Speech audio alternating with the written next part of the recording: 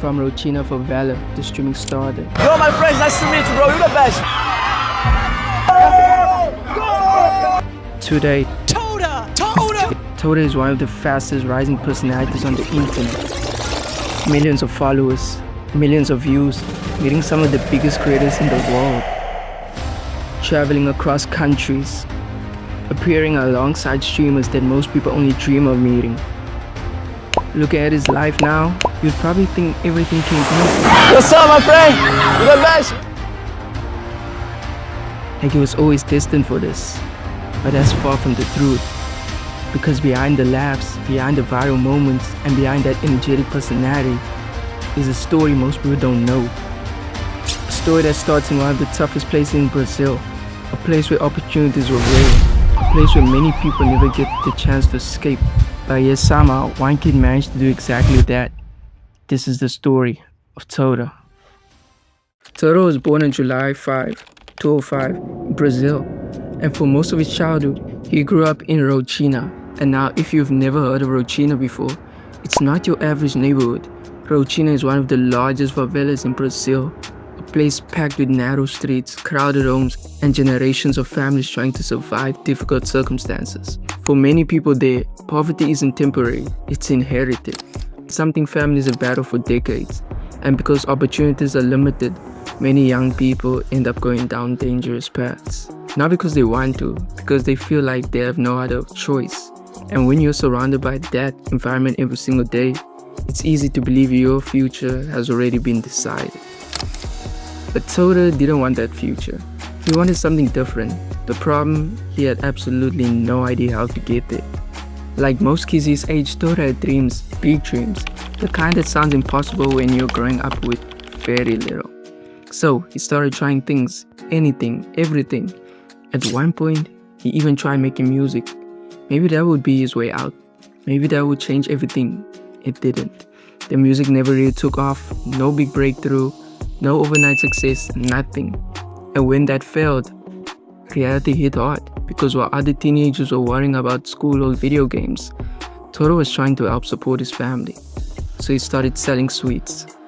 Not because he wanted to, because he needed to. Imagine seeing other kids your age enjoying life while you're trying to figure out how to help put food on the table. That's the type of pressure he was dealing with. But even then, he never stopped looking for opportunities, and eventually, one arrived. Now, around this time, there were two creators making serious waves in Brazil, John Vlogs and Boca D9. Both were huge names, both were pulling massive attention online, and one day, their paths crossed with Tota. At first, it seemed like a random encounter, the kind of thing that happens and gets forgotten a week later. But this meeting would end up changing Tota's entire life. Esse moleque era vendedor de bala, mano. Nós conhecemos ele lá na Rocinha, no meio da rua. Eu tá tava entendendo? na live, viado. Desse dia eu tava. Nós conhecemos um cara, ele era vendedor de bala, tá entendendo? Quando é pra ser, mano. Olha onde ele tá hoje, mano. Tota era... Because after meeting them, Tota started spending more time around them, appearing in content, joining streams, participating in challenges, doing dances, doing trends, doing whatever crazy idea came up that day. And something interesting happened. People liked him a lot. Not because he was trying to be someone else, not because he was forcing the character, but liked him because he was simply Tota. Funny, energetic, charismatic. The type of person who could walk into a room and immediately improve the mood.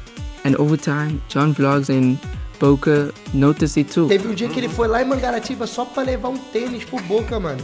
Aqui, Boca, ó, o Uber deu isso, pá, se puder, pô, só comprar um lanche aí pra mim, não sei o que, não sei o que lá, tá ligado? Então, mano, ele conquistou nós, quando eu vi que ele era pureza, ele não tava colando só pra se aproveitar, tá entendendo? They realized Tota wasn't around them for clout. He wasn't trying to use them. He was generally a good person.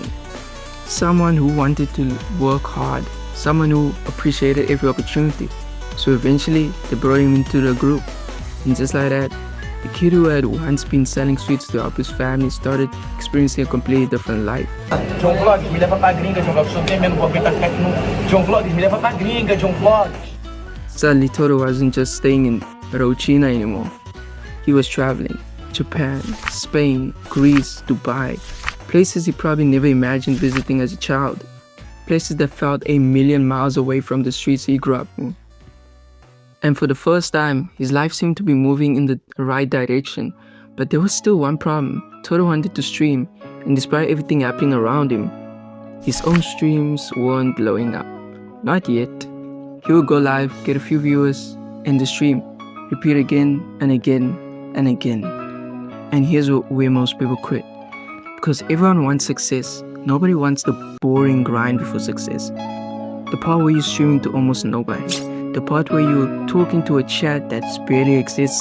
The part where you're wondering if all the effort is even worth it. But Tota kept going, and that decision would eventually pay off. Because one day, the biggest opportunity of his life arrived.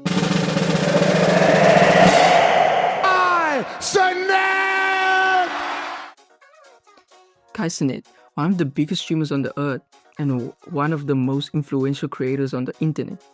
A guy capable of changing someone's life with a single stream. And during a trip to Brazil, Kai ended up meeting Tota. Now, remember, Tota was already a fan, so meeting Kai was exciting enough. But nobody expected what would happen next. Because almost immediately, viewers loved him, his personality stood out, his humor stood out.